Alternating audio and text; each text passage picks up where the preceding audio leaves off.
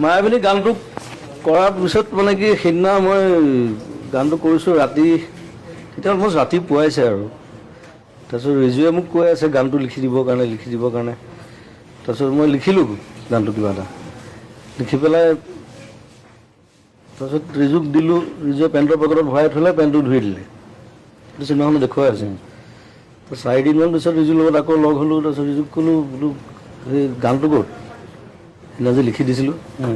ৰিজুৱে ক'লে পেণ্টটো ধুই দিলে নহয়। ঘৰত খবৰ ল'লে, এতিয়া পেণ্টটো ধুই দিয়াৰ পিছততো সেইটো আৰু গান ক'ত হৈ থাকিব। এইটো ডাইলগ এটাও আছে, জুবিন গাৰ্গে খাই লিখিলে, ৰিজুৱে খাই ধুই দিলে। তাৰপিছত মই বোলো আকৌ লিখিব লাগিব আৰু এটা গান দুবাৰ লিখিবলৈ মই বিৰাট টান পাওঁ মানে, যেনেকৈ এখন পেইণ্টিং দুবাৰ আঁকিবলৈ দিগদাৰ হৈ যায়।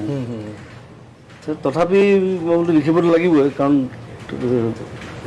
মায়াবিনী ৰাতি বুকুত দেখা পালোঁ তোমাৰ ছবি, সেই প্ৰথম 4টা লাইন মোৰ মনত আছিলে।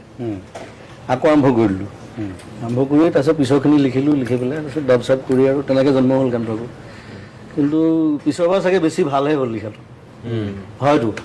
এতিয়া প্ৰথম কি লিখিছিলোঁ মোৰ মনত নাই, কিন্তু 4টা লাইন ডাইলগ আছিল।